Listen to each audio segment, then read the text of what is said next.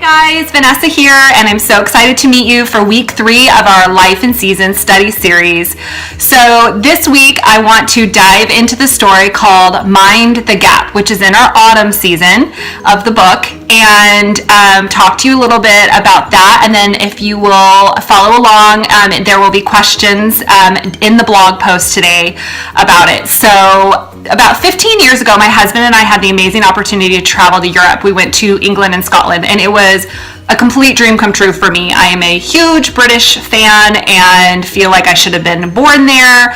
I love everything about everything British, and so this was so much fun. And we had an amazing time, but one of the things that we were not prepared for was lugging our suitcases off and on the subway, and just navigating all of that was definitely new to us. And one of the things we noticed every time we got on and every time we got off was that there was this voice that came over the loudspeaker and said, "Mind the gap."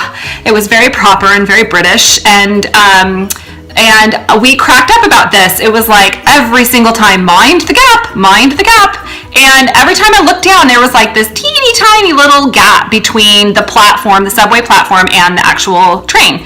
And so we didn't think a whole lot of it. And then one day we were getting on the train and we were running late and we were trying to get on before the doors closed, and my luggage got caught in the gap of the train and the platform, and I'm pulling and pulling and pulling and tugging and tugging and tugging, and I finally managed to get my suitcase on, and I realized that I hadn't minded the gap that time. I really took for granted that gap. I really thought that I had it under control, even though there was this warning voice coming over the loudspeaker every single time telling me to mind the gap. And it made me start thinking about how often I forget to mind the gaps in my faith.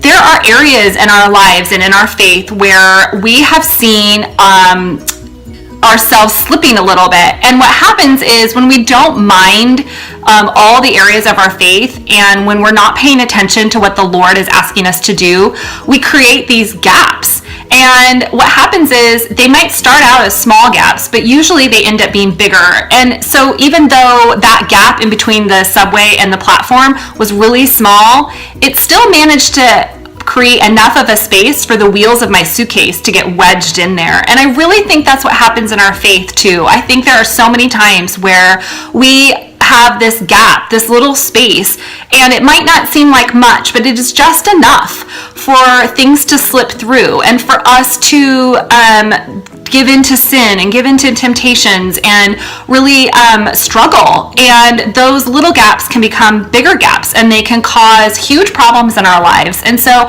I really believe that what God is asking us to do is He's asking us to be careful and be ever watchful of those gaps.